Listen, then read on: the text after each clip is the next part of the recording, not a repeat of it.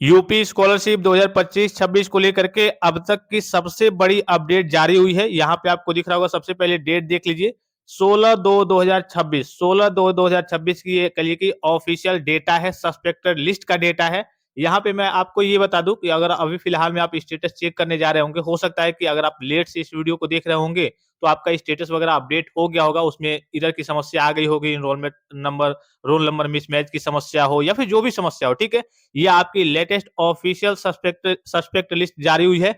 अब यहाँ पे आपको ध्यान देना है, जितने इस सभी के लिए, ठीक है, जितने बच्चों ने यूपी स्कॉलरशिप 2025-26 का फॉर्म फिलअप किया हुआ है, आपको क्या करना है, सस्पेक्ट लिस्ट आपको कैसे देखना है।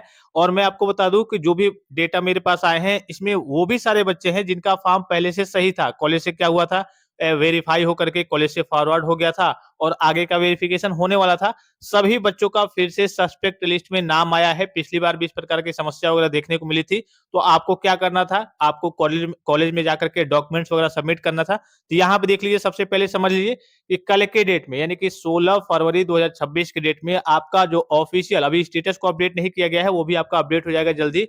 आपका सभी बच्चों का, जिन भी बच्चों के फॉर्म में कोई त्रुटि दिख रही है, विभाग को कोई गड़बड़ी, तो उनका सस्पेक्टेड लिस्ट में, अर्थात करिए कि एक तरीके से एक लिस्ट बनाई गई है जिसमें जितने बच्चों का त्रुटि वगैरह है, डेटा गलत वगैरह वाले बच्चे हैं, उनका लिस्ट बना दिया गया है और उनका नाम आया है।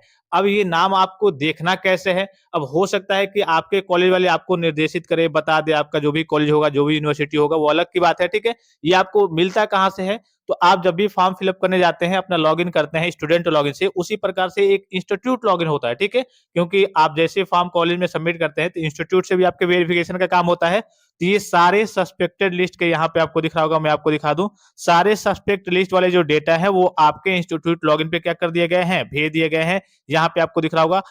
अब क्या होता है, इंस्टीट्यूट से आपका स्क्रूटनी होता है, ठीक है, अर्थात जांच होगा इस आपके कॉलेज से, मतलब इंस्टीट्यूट लॉगिन पे करिए कि आपके जो भी स्कॉलरशिप के देख रेख करते होंगे, इंस्टीट्यूट लॉगिन पे जाएंगे, वहां पे देखेंगे सभी बच्चों का डेटा कि हाँ, इतने बच्चों का डेटा क्या हुआ है, सस्पेक्ट लिस्ट में आया है। तो वहां पे वो क्या करेंगे, उसका वेरिफिकेशन फिर से करेंगे, उसमें कल के डॉक्यूमेंट्स वगैरह जो भी लगाना होगा, उसका वेरिफिकेशन करके अपने स्तर से वो जांच करके और फिर से उसको फॉरवर्ड करेंगे। अगर नहीं फॉरवर्ड करते हैं, डेट एंड हो जाती है, तो इस केस में आपका स्कॉलरशिप का फॉर्म एक तरीके से सबमिट नहीं माना जाता है, वो रिजेक्ट हो जाता है, ठीक है। तो ये जो लिस्ट आती है, ये सभी कॉलेज की सभी जगह, मतलब हर एक कॉलेज में आपकी सस्पेक्ट लिस्ट जारी कर दी गई है।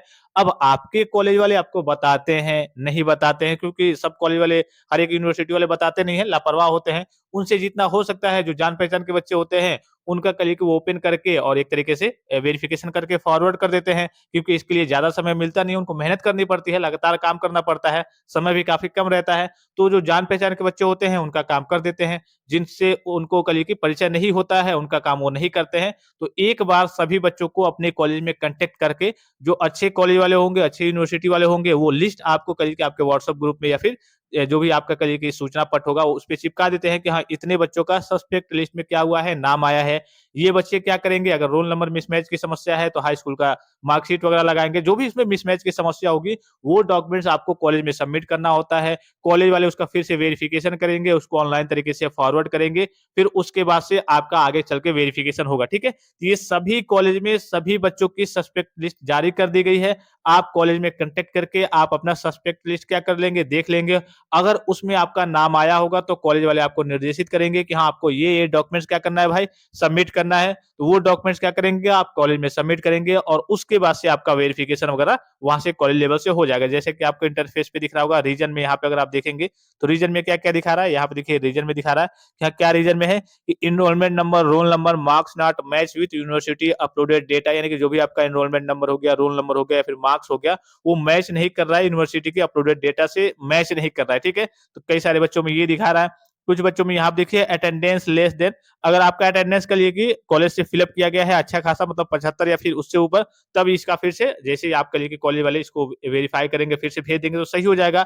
अगर कहिए कि रियल में आपका अटेंडेंस कॉलेज वाले ने कम ही भरा होगा, 75 से कम भरा होगा और आपका कम ही होगा, तो इस केस में क्या हो जाएगा, आपका आगे चल के फॉर्म वगैरह इसी तरीके से दिखाएगा फिलहाल में, और आगे चल के आपका फॉर्म वगैरह रिजेक्ट हो जाएगा, ठीक है। फिर इस प्रकार से भी आपको समस्या देखने को मिल रही है, केवल अटेंडेंस वाली भी समस्या देखने को मिल रही है। इसमें तो अटेंडेंस भी है है और आपका एनरोलमेंट नंबर वाला भी है और इसमें केवल अटेंडेंस वाली समस्या है। तो इस प्रकार से यहाँ पे देखिए एक डुप्लीकेट इनकम सर्टिफिकेट वाली भी समस्या यहाँ पे दिख रही है कि हाँ, डुप्लीकेट इनकम सर्टिफिकेट जिन्होंने क्या किया था, अपने नाम का इनकम सर्टिफिकेट लगा दिया था, उनमें डुप्लीकेट इनकम सर्टिफिकेट की भी समस्या आएगी। तो सभी बच्चों को, जितने बच्चे यूपी स्कॉलरशिप 2025-26 का फॉर्म फिलअप किए हुए हैं, हो सकता है कि जल्दी आपका स्टेटस वगैरह, अर्थात जो आप यूपी स्कॉलरशिप का स्टेटस मोबाइल फोन से चेक करते हैं, उसमें भी इसको सेम इसी तरीके से अपडेट कर दिया जाएगा कि हाँ, ये जो आपके स्टेटस जारी होता है तो रीजन में ये दिखा देगा कि हाँ, ये आपके में गड़बड़ी है, आपके में ये गड़बड़ी है, ये सारी चीजें दिखा देंगे, ठीक है। लेकिन अभी वहां पे आपका अपडेट नहीं किया गया है, लेकिन ये सारी लिस्ट जितने बच्चों का सस्पेक्ट, अर्थात कहिए कि एक तरीके से गलत तरीके से फॉर्म है, उनकी पूरी लिस्ट आपके कॉलेज में आपके इंस्टीट्यूट लॉगिन पे भेज दी गई है।